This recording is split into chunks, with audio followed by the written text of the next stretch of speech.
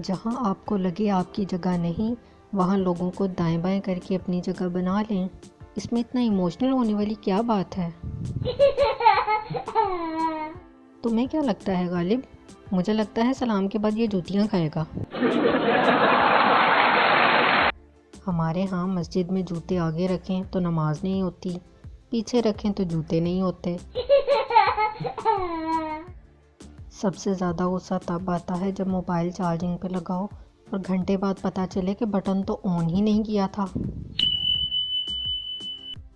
सरदार, यार ये मोबाइल तो मुझे कंगाल कर देगा। दोस्त, वो क्यों?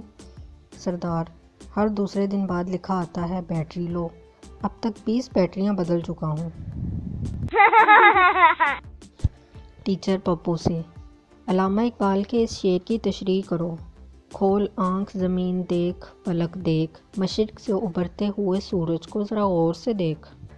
पप्पू, इस शेर में अल्लामा इकबाल इंतहाई मुश्किल अल्फाज में कह रहे हैं गुड मॉर्निंग।